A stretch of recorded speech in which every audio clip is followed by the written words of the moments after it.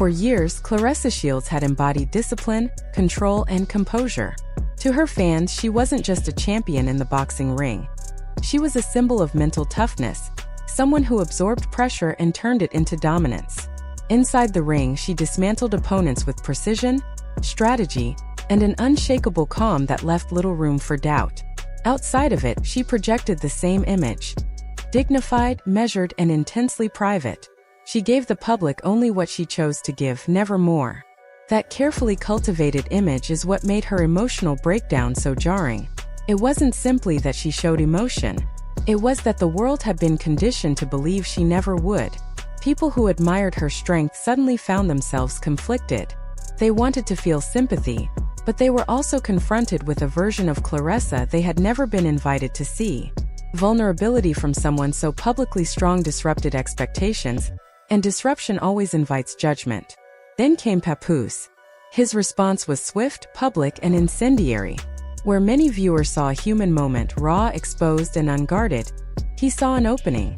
His social media comments were sharp and dismissive, laced with mockery rather than concern. They didn't just react to Claressa's breakdown, they reframed it. In doing so, he triggered the second wave of chaos.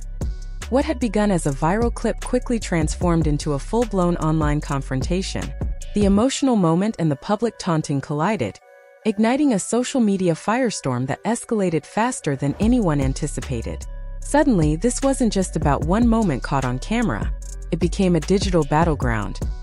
Fans, commentators, and casual observers were pulled into the discourse, pressured to take sides. And each side came armed with conviction. Some defended Claressa fiercely, emphasizing empathy and the reality that even the strongest people reach breaking points. Others latched onto Papoose's commentary, arguing that vulnerability, especially in a public figure so closely associated with strength, invited criticism. Social media did what it always does. It reacted instantly and relentlessly. Clips of Claressa's breakdown were reposted across platforms, paired with captions ranging from compassionate to cruel. Screenshots of Papoose's posts circulated just as widely, spawning debates, reaction videos, and think pieces. Every frame of the footage was analyzed. Every word of the mockery was dissected for intent. Supporters searched for context. Critics searched for justification. Old interviews resurfaced. Past fights, past appearances, and earlier public moments involving both Claressa and Papoose were pulled from the archives and reinterpreted through the lens of this controversy. The narrative no longer belonged solely to either of them. It belonged to the internet. And once a story belongs to the internet, it stops being stable. It mutates, expands, and takes on a life of its own. At first, Claressa remained silent. That silence initially appeared strategic. Her supporters argued that she didn't owe anyone an explanation, and that responding would only fuel the chaos. They framed her quiet as restraint, as confidence as strength. But silence in the age of virality is complicated. Every hour without a response allowed speculation to grow. Every unanswered question became evidence to some and confirmation to others. What wasn't said began to matter as much as what had been. While her inner circle likely urged patience, the pressure of millions of eyes watching, judging, and narrating her story became suffocating. Silence in this case wasn't golden. It was heavy. It pressed down with the weight of expectation, assumption, and relentless scrutiny. The turning point came when the speculation reached a level that could no longer be ignored. The emotional exhaustion of watching a deeply personal moment twisted into public entertainment finally took its toll. Claressa couldn't stay quiet forever. When she did respond, it wasn't polished. It wasn't rehearsed. It wasn't wrapped in public relations language or softened by calculated restraint. It was raw, human, emotional. Her words carried the weight of someone who felt misunderstood, misrepresented, and publicly mocked in a matter of hours. There was pain in her response, but there was also indignation, a sharp awareness that her humanity had been turned into spectacle. She spoke as someone forced into a spotlight she hadn't chosen, grappling with the reality that vulnerability had become a weapon used against her.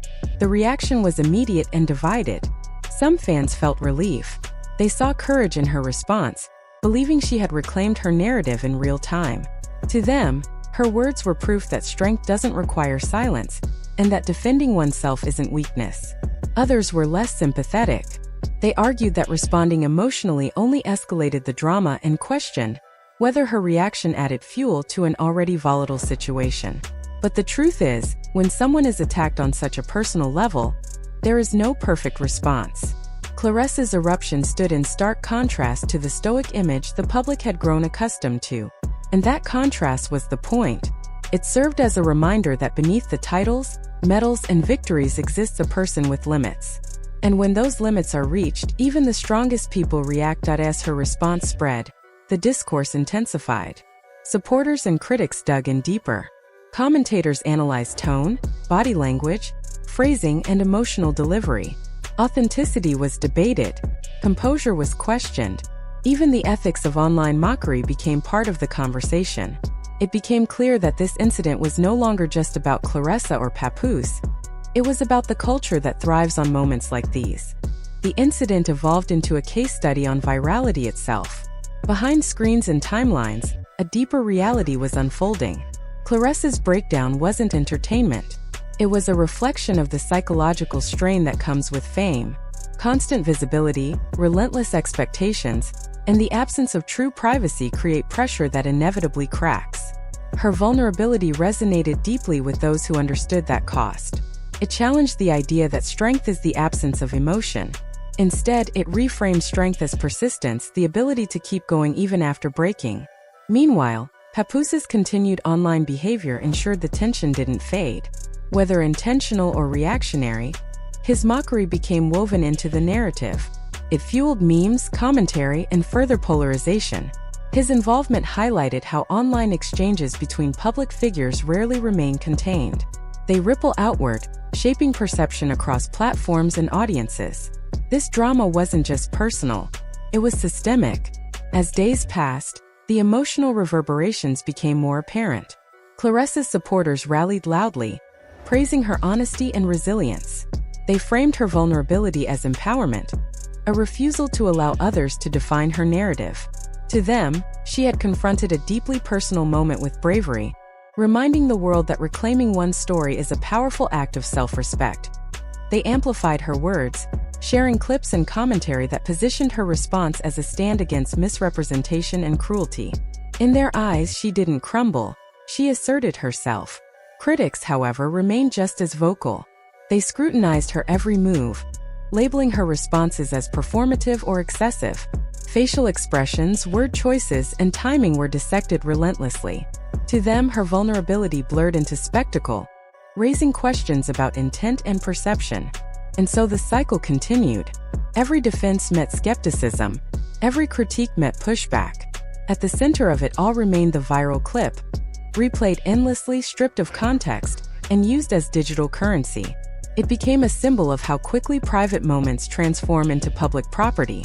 Beyond individual opinions, the incident sparked broader conversations about empathy, boundaries, and the emotional toll of public life. People began questioning the ethics of instant judgment and the psychological consequences of constant exposure. Claressa's experience illuminated the double-edged nature of visibility, how vulnerability can be celebrated and punished simultaneously. What this moment revealed more than anything was the tension between expectation and reality. Claressa had long been expected to be unshakable. Papoose's mockery exposed a cultural discomfort with vulnerability, especially from those labeled as strong. The audience's divided reaction underscored how quickly admiration can turn into judgment when emotion disrupts the narrative. Ultimately, there was no clean resolution. No verdict satisfied everyone. No ending tied the chaos into a neat conclusion. What remained was a lesson in complexity.